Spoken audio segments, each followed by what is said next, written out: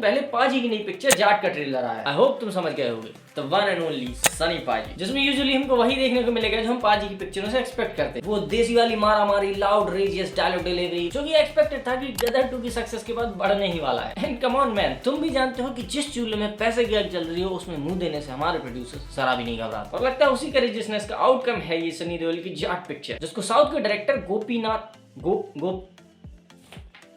जिसको साउथ के director Gopichand मलिनेनी direct कर रहे हैं, जिनकी इससे पहले डायरेक्ट की हुई कोई भी पिक्चर मैंने नहीं देखी। और जैसे मैं लिस्ट में नाम देख रहा हूँ भाई, थैंक गॉड मैंने नहीं देखी। उन पिक्चरों के नाम मैं स्क्रीन पे कहीं लगा दूंगा, पर ठीक है, पाजी के 250 किलो के हाथ की पावर पूरा नॉर्थ तो देख ही चुका है, थोड़ा सा साउथ को भी मजा लेने दो। मोटा मोटी हिसाब लगाने जाओगे तो इस पिक्चर के ट्रेलर में भी आपको कुछ खास अलग देखने को तो नहीं मिलेगा, लेकिन फिर भी छोटी मोटी चीजें हैं जो हो सकता है कि आपका इंटरेस्ट बना दे। जैसे कि विलन के रोल में रणदीप हुड्डा, ट्रेलर में जितना देखने को मिलता है उस हिसाब से उनका परफॉर्मेंस काफी बढ़िया है। And also he is a good actor. और दूसरे हैं विनीत कुमार, जिनको शायद आप नहीं जानते हो, काफी सालों से एक्टिंग कर रहे हैं, बट उतना रिकॉग्निशन मिला नहीं। अगर आप चाहते हो इनका काम देखना तो मैं रेकमेंड करूंगा कि आप इनकी मुक्काबाज पिक्चर देखो। अब अगर इस ट्रेलर का कुछ खराब पार्ट की बात करूं, खराब भी नहीं कह सकता उसको, I hate it man, I just hate it. ये तुमने क्या दिखाया है, गुटखा, सीरियसली, और वो भी कमला पसंद। अगर दिखा रहे थे तो विमल दिखाते, कम से कम हमारे दिल को भी अच्छा लगता है, कम से कम तो विमल दिखाना चाहिए था यार। तुम कभी नहीं समझ पाओगे कि अज्जू भैया के दिल पे क्या बीत रही होगी। बाकी इन चीजों के अलावा ऐसा कुछ खास देखने को नहीं मिलता ट्रेलर में। ये भी बाकी की साउथ मसाला पिक्चरों की तरह एक टिपिकल साउथ मूवी है जिसमें सनी देओल है। पर चलो ठीक है, इसी बहाने साउथ पीपल सनी पाजी के 2.5 किलो के मुक्के का जलवा तो देख लेंगे, but they will never feel the original power of Sunny Deol, जो नॉर्थ आज से लगभग 30 साल पहले देख चुका है। घातक जिन लोगों ने देखी होगी वो समझ गए होंगे, और जिन्होंने नहीं देखी आई एम श्योर उन्होंने इसके डायलॉग मीम्स यूट्यूब, इंस्टाग्राम या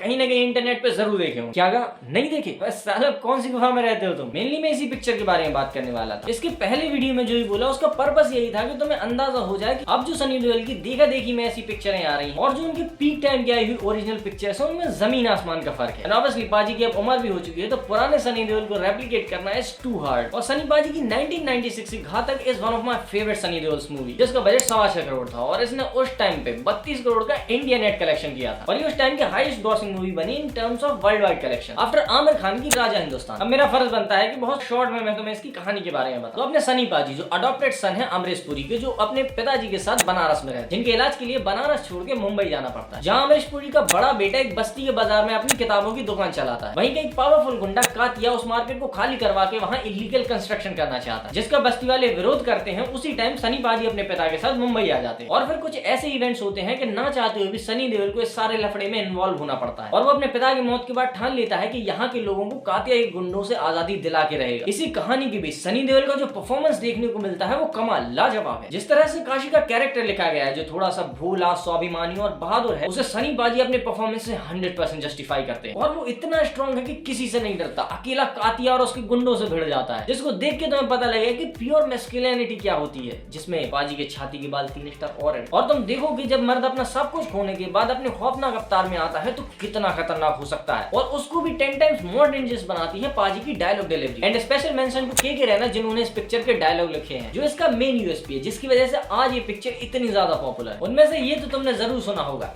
ये मजदूर का हाथ है कातिया, लोहा पिघला के उसका आकार बदल देता है, लोगों को डरा के वो जीता है जिसकी हड्डियों में पानी भरा होता है, मर्द बनने का इतना ही शौक है तो कुत्तों का सहारा लेना छोड़ दे कातिया। और मेरा फेवरेट है जब हीरो अपने भाई की चिता को आग देने जाता है शमशान घाट, जहाँ कातिया है, कातिया के गुंडे हैं, बहुत सारी पुलिस है, खींचातानी चल रही है। पाजी कहते हैं रुक साले रुक, अभी तुझे जिंदा जलाता हूँ, जिसपे कातिया कहता है कातिया के चीर फाड़ पे हाथ डाला तूने, जिसपे पाजी कहते हैं हाथ डाल के कलेजा निकाल लूंगा हरामखोर, कसम गंगा मैया की, सातों को साथ मारूंगा, एक साथ मारूंगा, घर में घुस के मारूंगा। ओ भाई, ये जो सारा सीक्वेंस चलता है ना, it was the peak of the movie, pure goosebump. और ऐसा भी नहीं है कि पूरी मूवी में सिर्फ सनी देओल डोमिनेंट है, नहीं, the supporting cast is also equally good as him, क्योंकि डैनी डेंजोंगपा ने कातिया कैरेक्टर इतना पावरफुल प्ले नहीं किया होता तो काशी के कैरेक्टर का इतना स्ट्रॉन्ग होने का कोई मतलब ही नहीं बनता। और उनका परफॉर्मेंस तो इतना बढ़िया था कि बिना हाथ पे चला ही कातिया हीरो के पिछवाड़े में डंडा कर देता था। एंड सेम अमरीश पुरी जी का भी कमाल का परफॉर्मेंस था। एंड मैं क्या ही बात कर रहा हूँ, वो तो एक्टर ही लेजेंड। और इस पिक्चर के लिए उन्हें बेस्ट सपोर्टिंग एक्टर के लिए फिल्म फेयर का अवार्ड भी मिला था। नो डाउट घातक is an iconic comic movie, इतनी कि इसकी 2004 में साउथ में रीमेक भी बनी थी